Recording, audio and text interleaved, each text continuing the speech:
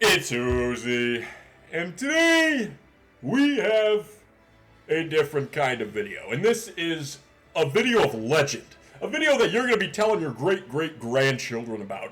It is the journey, this fucking crazy story of Scott Neal getting his boat to fucking Michigan from Arizona. And I bet you're asking right now, who the fuck is Scott Neal? Who is this guy that is on my screen right now who's next to Lil Juicy? Well, he's Lil Juicy's father. Lil Juicy came out of this motherfucker's balls. So, you gotta care about him to some extent because he's made all of your favorite rappers. So, anyway, the main conflict in this story is that, of course, he wants to get his boat to Michigan and from Arizona. And there's not enough water for him to coast across in his fucking boat to Michigan. So how the fuck's he gonna get there? This story will encapsulate how that happens and how this shit goes. So strap in your fucking seatbelts, unless you're Lil Juicy. Lil Juicy does not wear a seatbelt. And fucking listen to this shit, because it is a beautiful story with many trials and tribulations. Let's go. So to start off, I'm sure you're wondering, this picture that's been in front of you for the past fucking 2 minutes now. So this is Lil Juicy, his mother, and Scott. Scott, of course, is the main character of this story. And I know you guys are going to click off when I say this, but Lil Juicy does not play really any role in this story whatsoever. And I bet you're wondering, where the fuck is Juicy? I literally came here because I saw him in the thumbnail. What the fuck? So, Lil Juicy, this is an insider picture I took of him just now.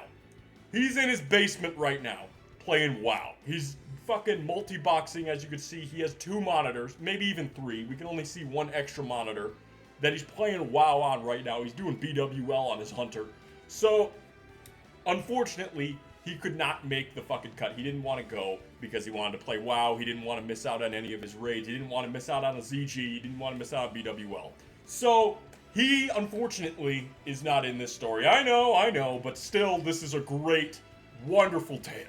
So, to start out, I think we need to go over how the fuck Scott is going to do this. So I got this map of, the whole world and how he's going to get here. So, he's starting in Arizona. I'll zoom in for you. He's starting right the fuck there, and I'll zoom in where he wants to end up. So, this map sucks dick, but, that's Michigan. It's everybody knows about Michigan. It's where Lil Juicy hails. It's what it's known for. Sure.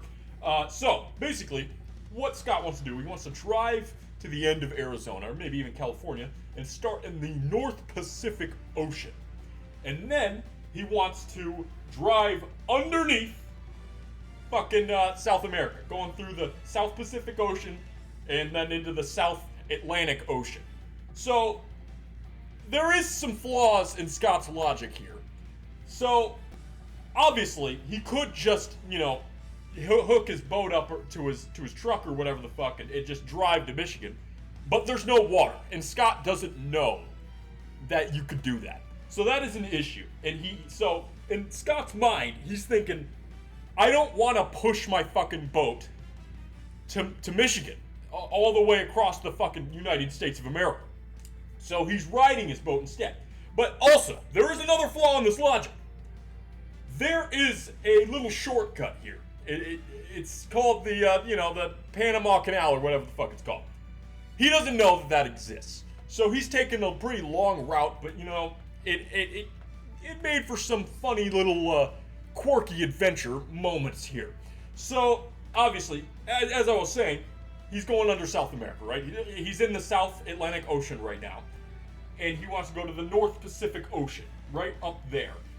He wants to go all the way up, past South America, past fucking Africa, and then he wants to take a left, and he's going to end up in New York. In his mind, that's what he wants to do. And then he's going to shove his boat all the way to Michigan. So, and he, obviously, the reason that he's doing this is because he doesn't want to push his boat all the way from Arizona to Michigan. So, New York is a bit of a shortcut. It cuts out a lot of the labor and effort that he would have to do going from Arizona to Michigan. New York to Michigan is much closer. So, that is his plan. Now let's see how it went. So this right here is where Scott left. It's where he embarked on his journey from. I don't know where the fuck this is, but Scott sent this to me. This is where he left from. And, this is where it all starts. This is where it begins. Now what happens next? So what the fuck is this? Where is this? Well, Scott ended up in Hawaii. Some fucking how. This was not part of the plan. He did not want to do this at all. But Scott thought this was Michigan. So he stayed here for about a week or so. You know, he was hanging out with his family, who he thought was his family. And he was in for a rude awakening when he realized, they weren't who he thought they were. So he ended up leaving. This was a very traumatic experience for him. He was crying for weeks on the sea, when he left. So this was a very bad experience for him. He was very, very emotional. So he had to leave Hawaii. So obviously, this is not going as planned already. This is fucked already. He needs to get back on course. He needs to steer this ship in the right direction. So hopefully he does. Wait a minute. Okay, so what is this, you ask? Well, this is a picture from the One Piece live action, film or series or whatever the fuck you want to call it. And this is Baratie.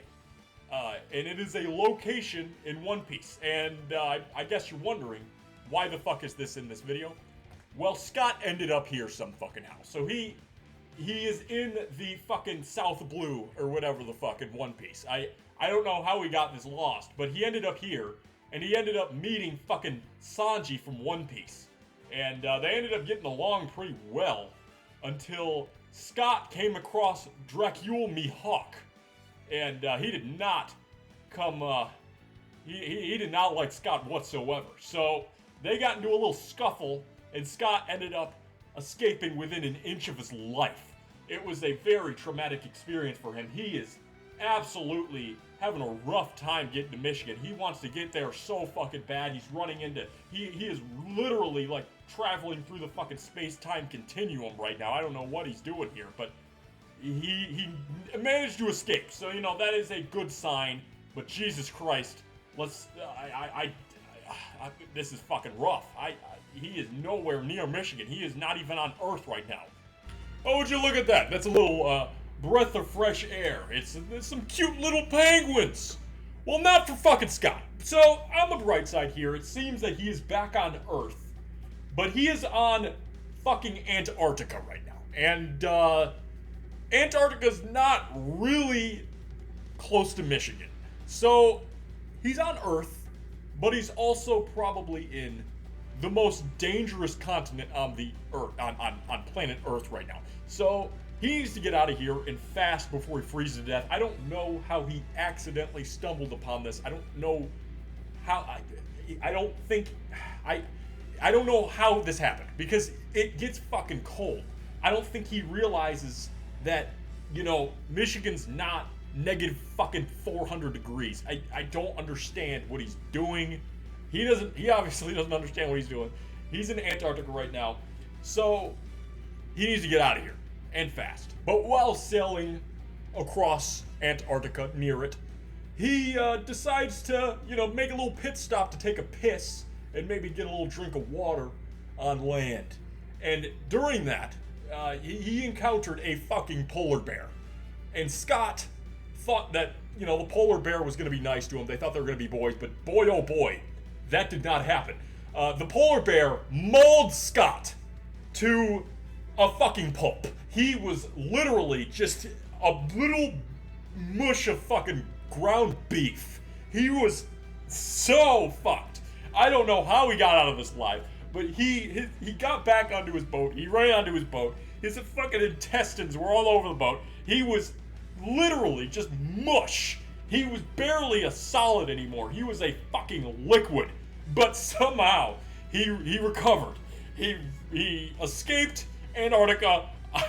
I was about to say unscathed, but clearly he is the opposite of unscathed. He is fucked.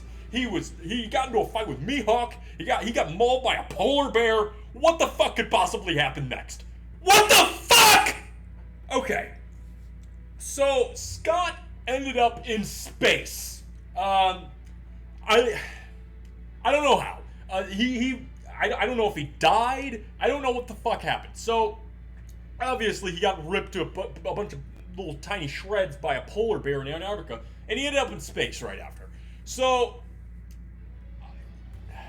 I don't know. I don't even know what the fuck to say, Mark. So he got into space, but he ended up fucking escaping space. So he got back to space, and he somehow steered the ship to the right course, and he ran into Manu Ginobili in Argentina. So that was a good little meeting. He hit him up, he dapped him up a little bit, and he took his way, he went back on his way. So pretty good solid visit with Manu. Whoa, Lil Juicy, yay! So I'm sure when everybody sees this picture, they get a little jolt of excitement. Well, but not for Scott. So obviously, it's his son. He's always happy to see his son, but unfortunately, Lil Juicy's in Arizona right now. So that means Scott backtracked a bit, and he's back home. So that means he needs to start the fuck over. And he needs to do this whole trip again. This is fucking heartbreaking. In fact, this is so heartbreaking that Scott died. That's right, he had a heart attack at the sight of Lil Juicy. Lil Juicy didn't really care that much, but Scott did, and he's dead. So I don't really know where we go from here. The story should end here, but it doesn't. It doesn't. That's all I have to say. It does not end here. Lil Juicy gets on WoW. He creates a priest. He levels it up to like level 10 or so, and he learns the move Resurrection, and he resurrects his father to complete his mission. Wow. Lil Juicy is an admirable individual. That is something to marvel at. That is for sure. So then, Lil Juicy had an idea. He called up Sheldon, his warlock buddy, to summon Scott to Michigan. So, Sheldon got PMAC, and the famous rapper Sir Boob, of course, to click for him while he summoned Scott to Michigan. It was a beautiful moment. They're all trying to help Scott. It is just heartwarming. Everybody loves this. Well, except for Scott. So, the problem with Warlock summons is that, you can't summon things that aren't alive. Meaning, you can't summon a fucking boat. So Scott was absolutely enraged. He was fucking heated. He was so pissed. So, Scott murdered Sheldon, PMAC, and Sir Boob in cold blood. He strangled them. And they just let it happen. They knew what they did. They knew they fucked up. They weren't thinking straight. They knew that Scott wanted to get his boat here, but they weren't thinking about that. They just wanted to do a good little favor for Scott. And they made a blunder that cost them their lives. So, Scott murdered them all three of them. And he walked back from Michigan to Arizona. And his journey starts again.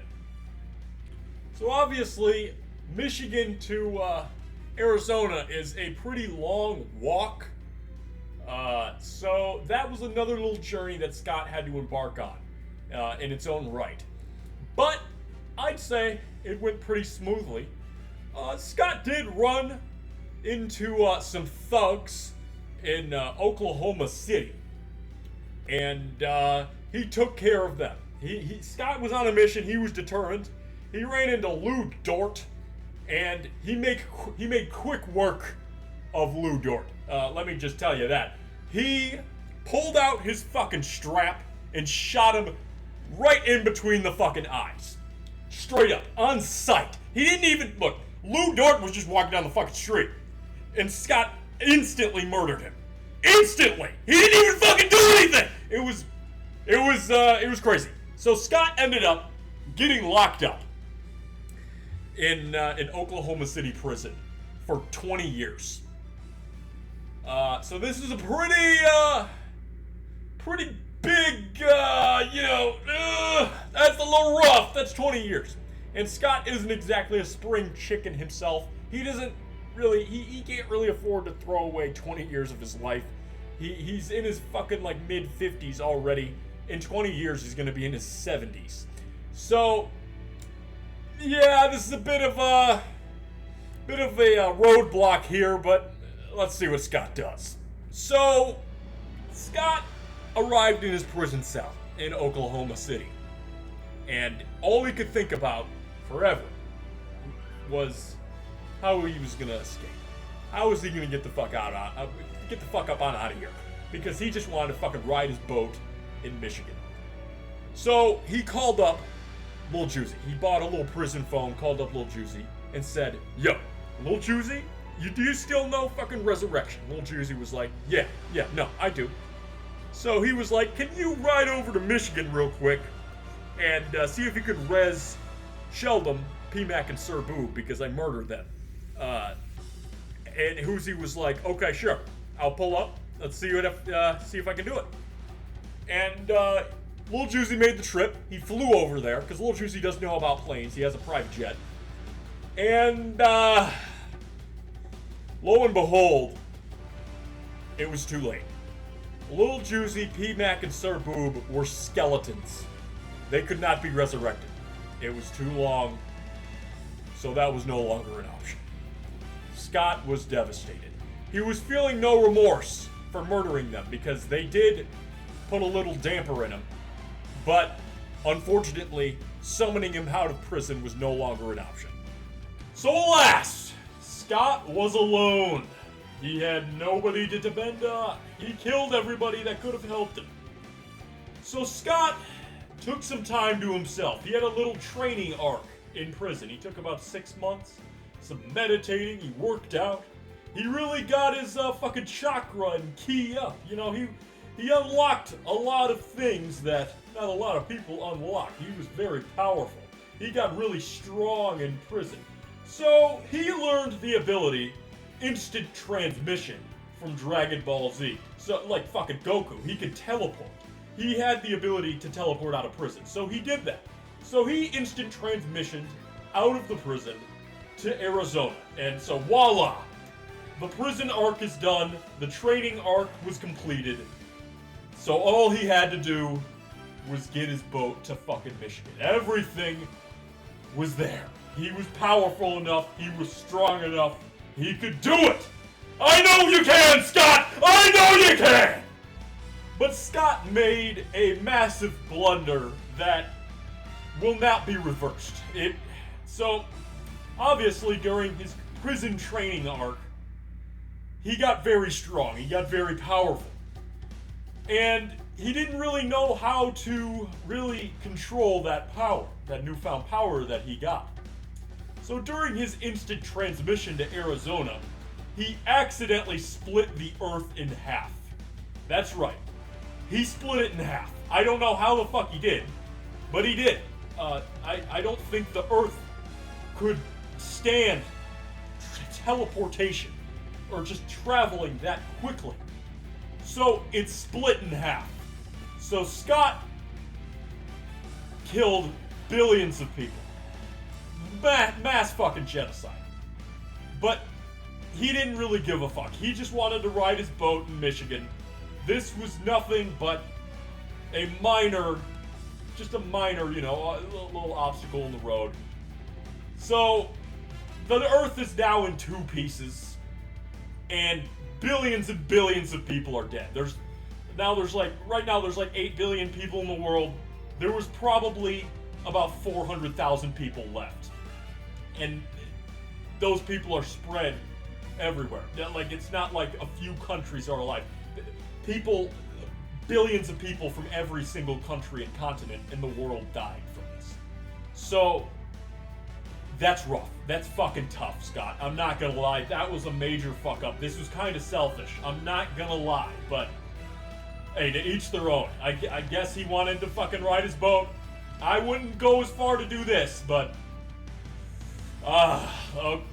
moving on. So, upon Scott realizing that he killed 99% of the world and pretty much everybody that he cared about, including Lil Juicy and his family, he kind of went insane. But not insane in the way that you might think. He went insane with power. He was happy. He wasn't sad whatsoever. He became a universal threat. Blowing up the Earth wasn't enough for Scott. He flew to the sun. That's right. He fucking jumped to the sun. He instant transmissioned to the sun, picked it up, and threw it away. Just threw it fucking light years away. So there was no longer a sun in our solar system. The Earth just, obviously it was already split in half. There was no longer any sun to, like, power it. There was no more, like, solar power. There was no more plants. Everything died on Earth. All 400,000 people were gone. And while he threw away the sun, he threw it in the direction of the Earth. So it flew really close to the Earth. It didn't quite hit it. But while it flew really close to the Earth, it evaporated all of the oceans. So there was no more water for Scott to oh my god, this is horrible, to ride his boat in. So the boat's fucking useless. Oh. This is fucking tragic. So Scott was no longer just a kid from Akron who wanted to, ride his boat in Michigan. He was God. The only thing that rivaled him was God. The boat was just a little thing that he wanted to do in the past. He was beyond that. He had bigger fish to fry. His only rival was God himself. Scott traveled across the universe, seeking God, and eventually, he found him. Scott took God, grabbed him by the neck, choke slammed him like fucking prime Undertaker into a black hole. God was never seen again. Scott is God. He is the new God. God is nothing but a title. Scott took it. Scott is God. So yeah, that's about it. I think this story ended up pretty well, in my opinion. Scott didn't exactly get what he wanted. He didn't end up riding his boat in Michigan, which is his original goal. But he did end up becoming much more than that. He became an ethereal God figure. And he controls the universe. He controls the flow of the universe. We live in Scott's world. And that's about it.